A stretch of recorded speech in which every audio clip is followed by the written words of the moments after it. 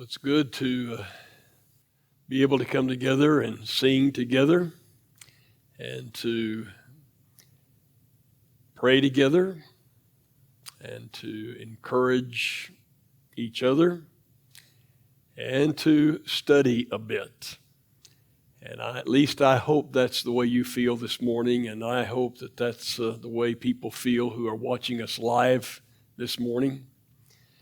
And I suppose every time someone gets up to make a presentation like this, they're hoping that they can find something a little unusual or maybe something different and maybe something to capture your attention. And certainly I would hope that. And yet the reality is, as we come together in these kind of settings and we talk, we're talking about material that we have heard all of our lives. And in fact, we're talking about material that's been taught for centuries. And it's no different this morning. But I will tell you that what we're talking about this morning is extremely important. The material, though you have heard it so many times, it is extremely important. So I think I want to begin with a couple of questions. And the first question that Bert picks up is such an easy question. Do you believe in Jesus? Do you believe in Jesus?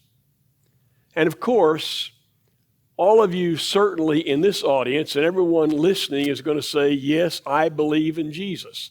And literally all across the world, so many people are going to say, yes, I believe that Jesus was a person and that Jesus lived on this earth. And in a sense, I believe in Jesus. But here's the second question. And the second question may be more important for us.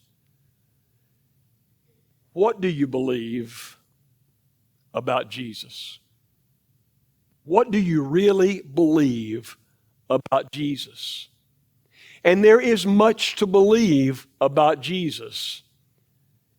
And yet, in a little tiny passage this morning, we're going to look at some things Jesus says that we must believe about him. And you've heard them before. But they are so very, very important. So we're still in John 14. And we know well by now that it's the last hours of the life of Jesus. In just a few hours, he is going to be betrayed. He's going to be tried. He's going to be convicted. He's going to be crucified. And they've had that Last Supper. And he has told them, I'm going to go away, and where I'm going, you can't come. And Judas has walked out. And Peter has had a conversation with Jesus that did not go well. And these 11 apostles who remain are sad, and they're bewildered, and they're afraid, and they're uncertain. And so they had this condition called a troubled heart that we so often have also, a troubled heart. And so as you enter John 14, in verse 1, Jesus gives the remedy to a troubled heart. And following that, he gave some words of encouragement. Do you remember what they were?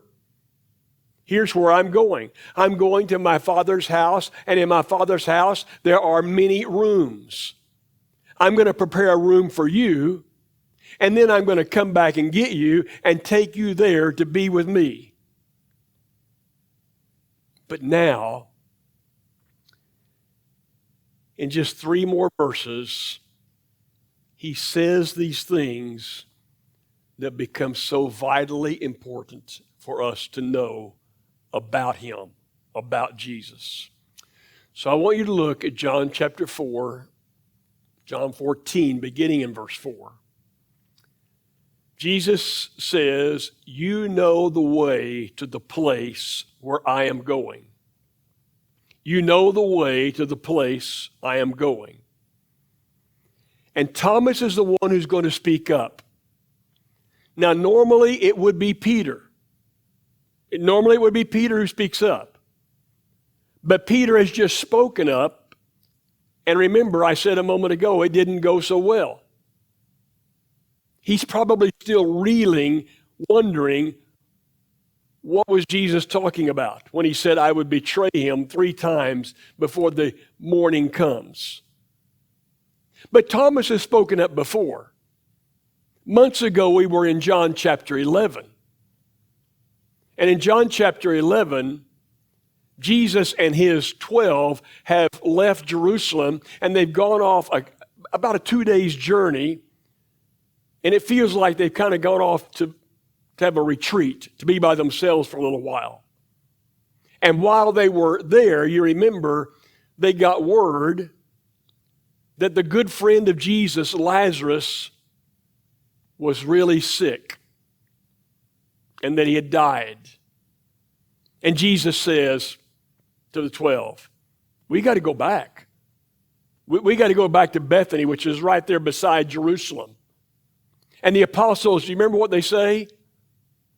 You can't go back, Jesus, because if you go back, they're going to kill you. You just can't go back. And Jesus says emphatically, I am going.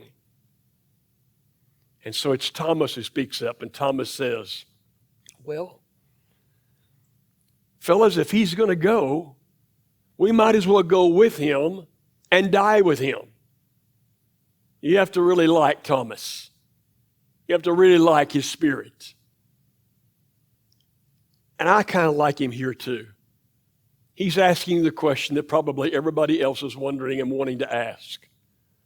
Lord, we don't know where you're going. We don't know where your Father's house is. And we don't know the way. And Jesus speaks now these words. I am the way. I am the truth.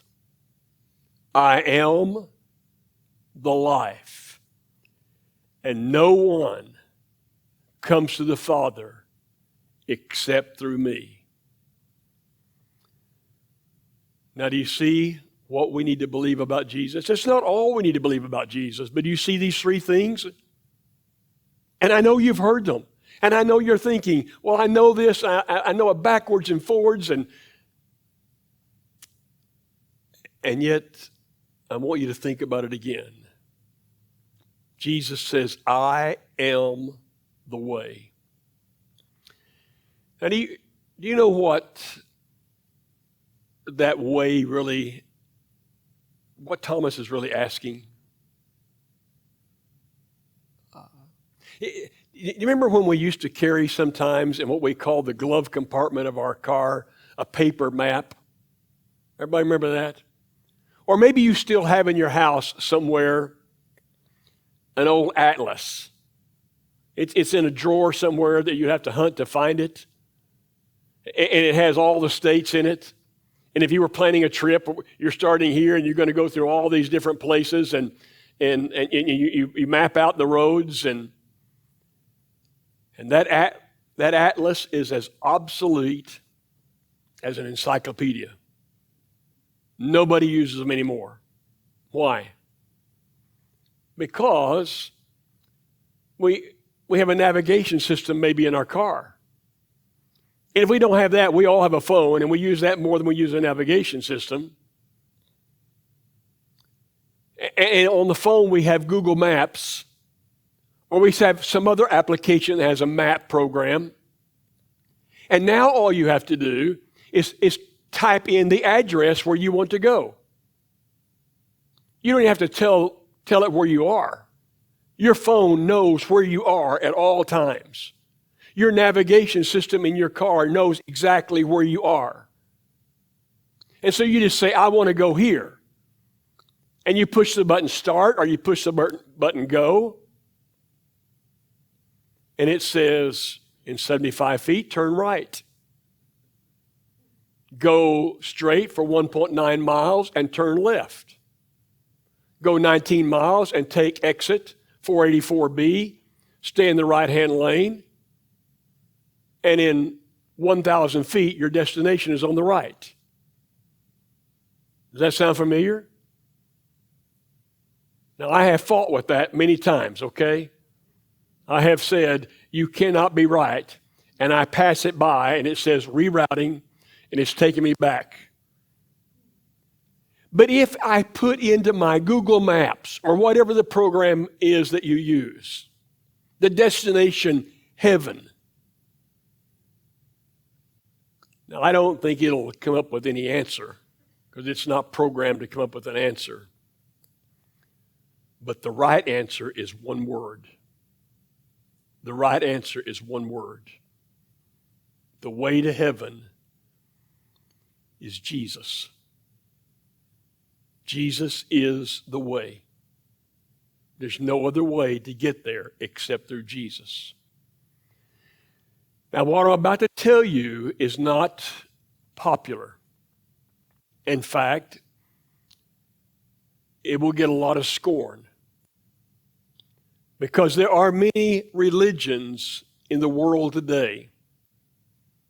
And all these religions believe in afterlife. They believe in something afterlife. But they don't believe in Jesus. It's only Christianity that says Jesus is the way. In fact, 2 times in the book of Acts, these followers of Christ are referred to, and they must be trying to figure out a name for them. What are we going to call these people? And they call them, they are the people of the way.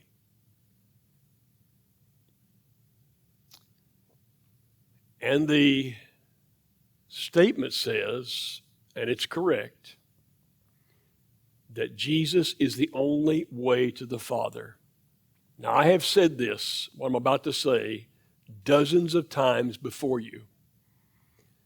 But it is so fundamental that I don't see how anybody could ever want to become a Christian without understanding this one principle. And that is that God is holy. He's sinless. He's perfectly white. But man in the garden, though he had fellowship with God and loved that fellowship with God, man sinned. And there was blackness that came upon man. There was this ugliness of sin that came upon man.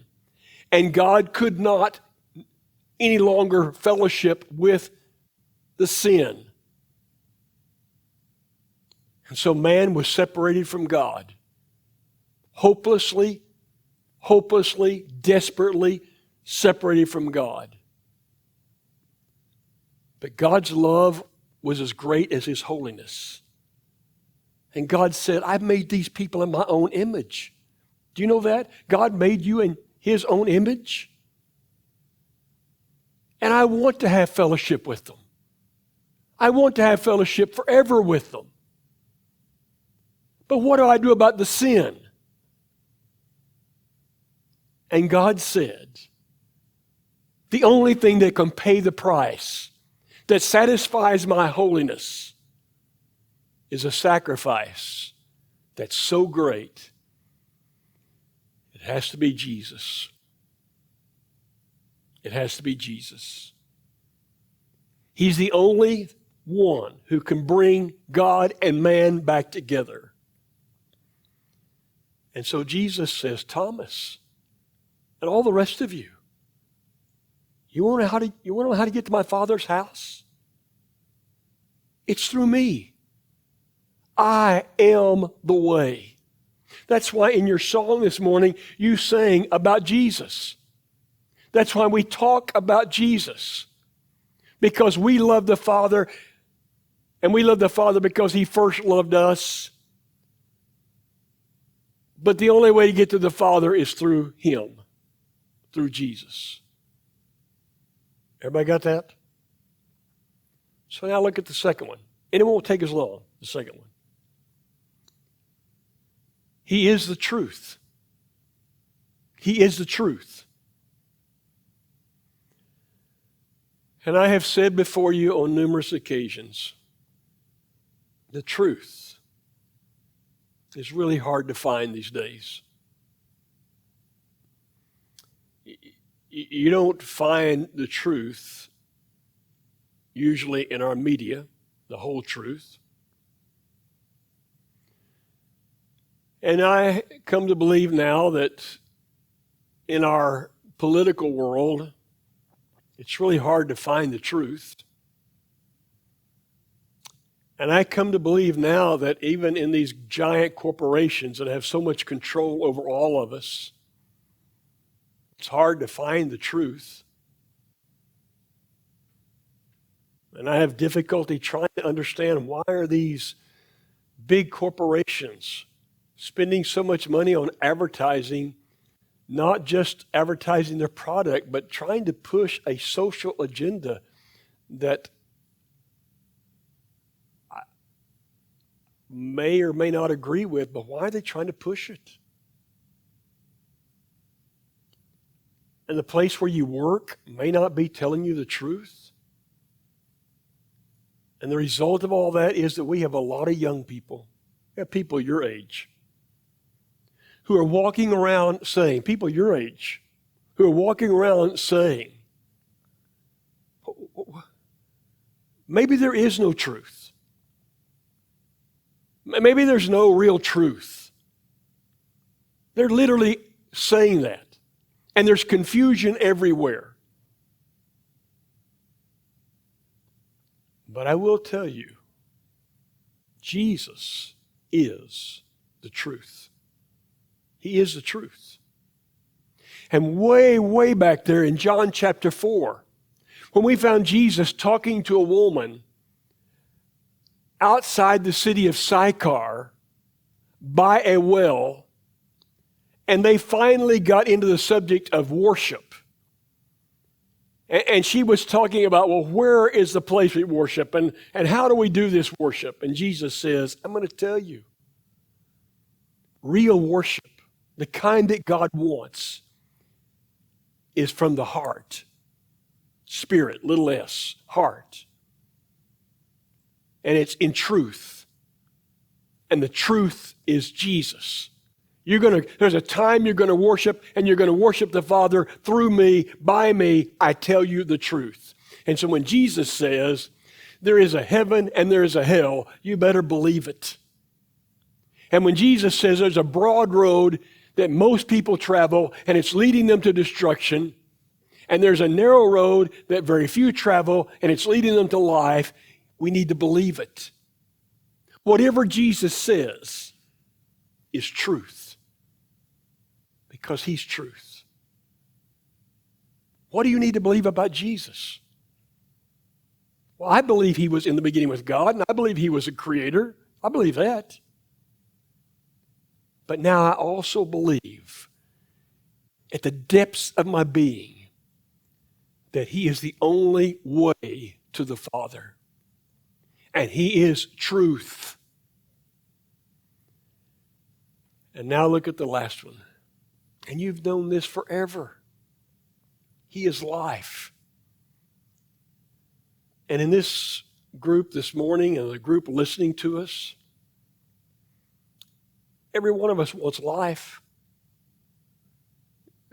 God put that inside of us, didn't he? That we all want to live. And we want to live happy lives, and we want to live free lives, and we just want to live.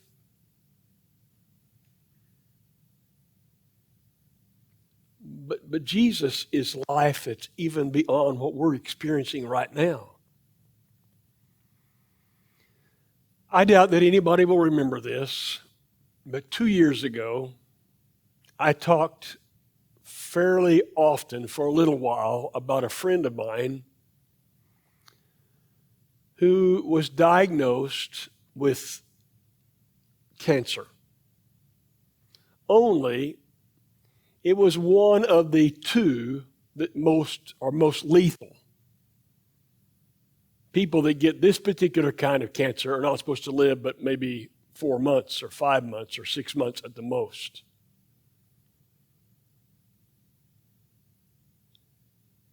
But we've been 2 years.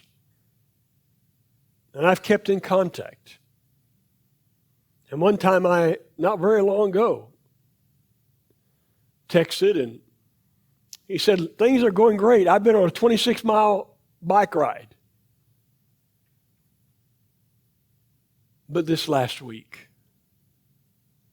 I learned that he's in terrible pain.